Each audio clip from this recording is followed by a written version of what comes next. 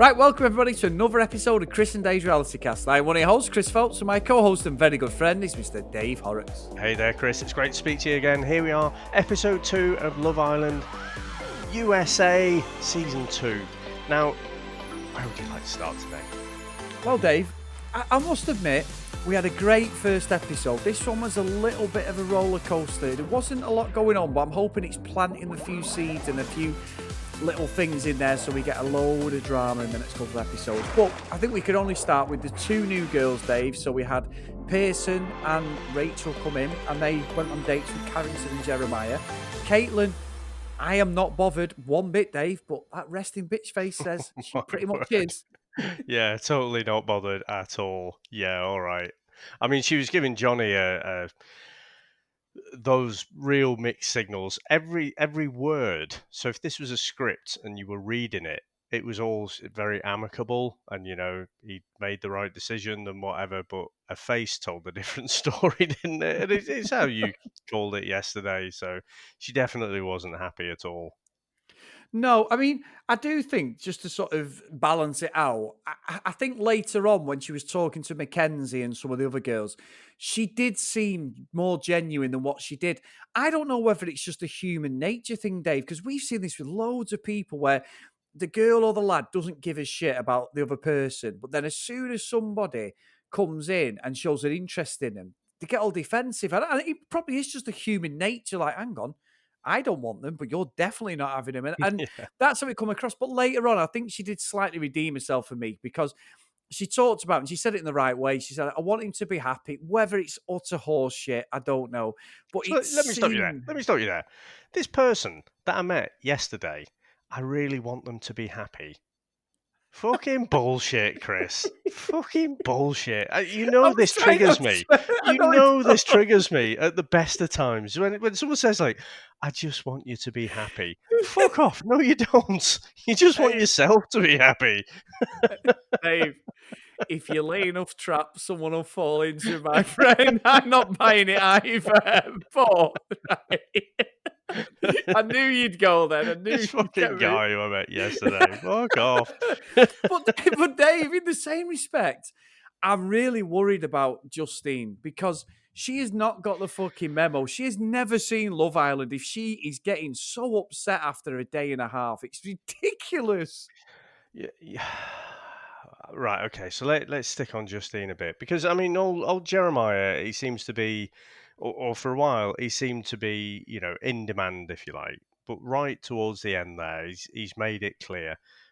I would say, Chris, for the second time, let's not forget yesterday, right? Justine stepped forward for Jeremiah, the first boy. Now, we've watched however many seasons now from various English speaking countries, and no one fucking steps forward for the first guy. She Yeah. did. She made that brave move and she got fucking pied for it.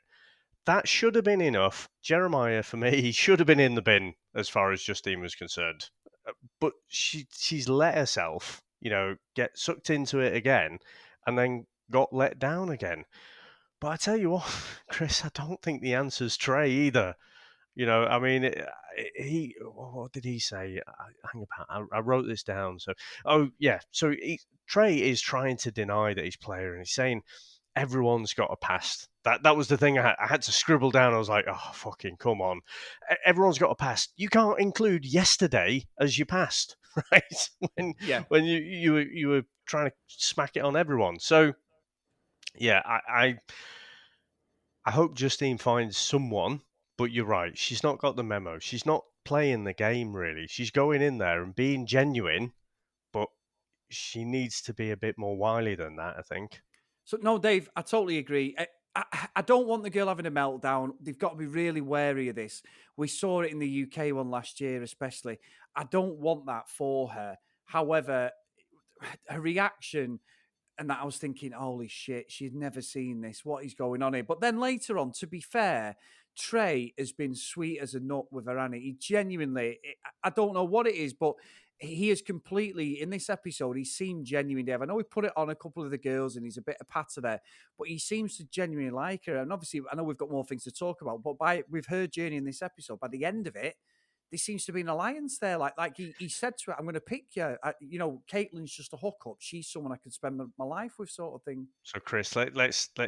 So it's shit when we agree on everything, but I do not agree with you at all. I agree that he's fucking playing it at, being the caring person and everything, but I'm not fucking buying it for a second. Oh yeah, if there was a coupling up now, I'd choose you. How many fucking times have we heard that from people, Chris? I'm not buying that for a second. And the whole thing where he's kissing her on both cheeks and then kissing her on the head, he was just looking for an angle to smack it on her as well. I'm not fucking buying him at all. I'm sorry. So you're saying he's completely flipped. So yesterday we thought he was a bit of a player. You're saying today, no, he seems quite genuine. I'm sticking to my day one guns, Chris, and we will see how this one plays out. I'm Because reading it wrong, what aren't what he's buying, I'm not selling. Fucking, I'm not selling. Yeah, What what he's he's buying, selling, yeah. I'm not buying. The fucking opposite one. But I tell you what, Chris, while I'm on the right fucking one today, I probably got the wrong side of the bed, haven't I?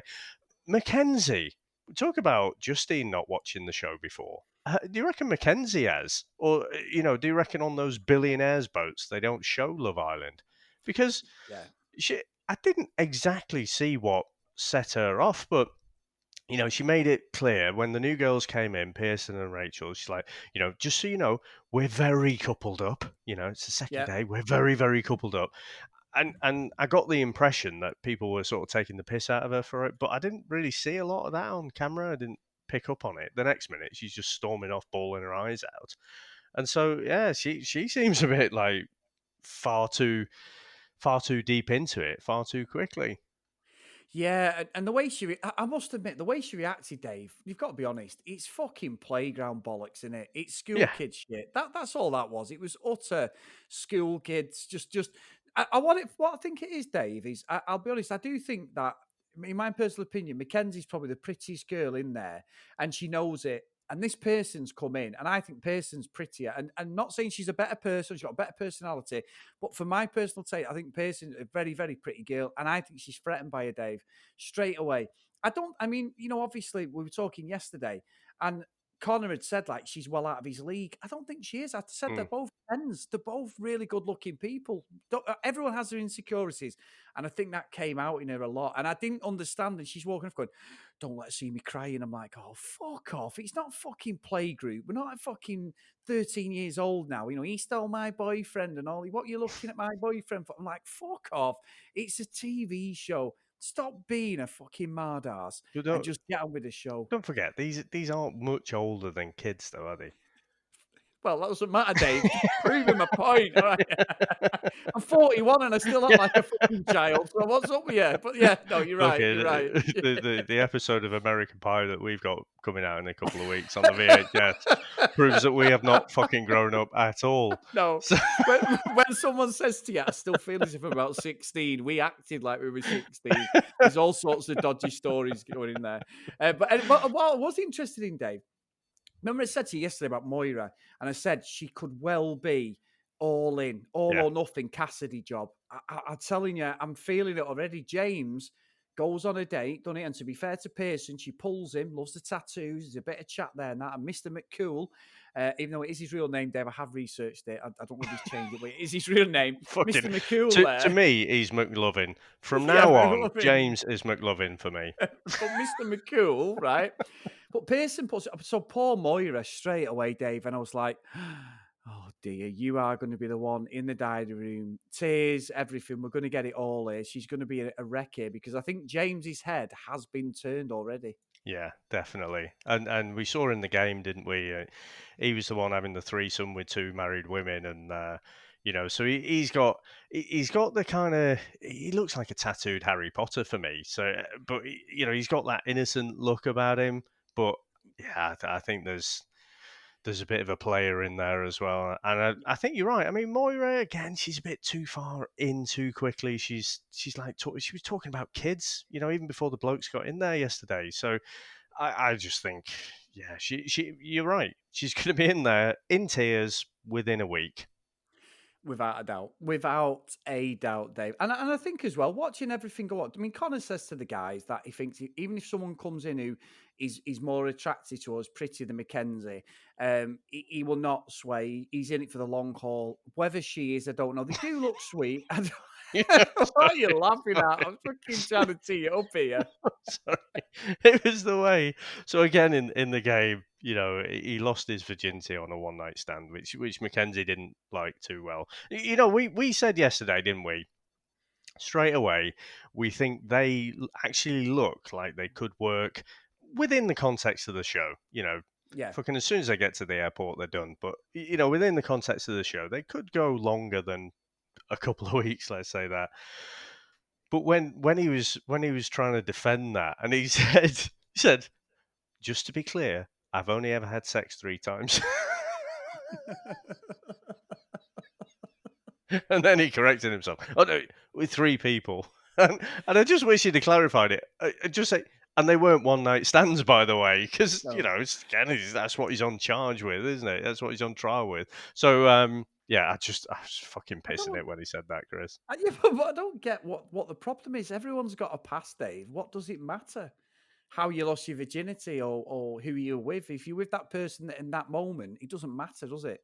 It shouldn't be an issue what you've done in the past, but it obviously is. So, But that's why we love these games, though, isn't it, Chris? Because it gives you a single little data point. It gives you one little question, and it paints you in a particularly bad light, usually, and then that places doubt in the partner's mind about what kind of person is this, So, like Callum last season of the UK Love Island, so one of his came out that he'd slept with over 100 women.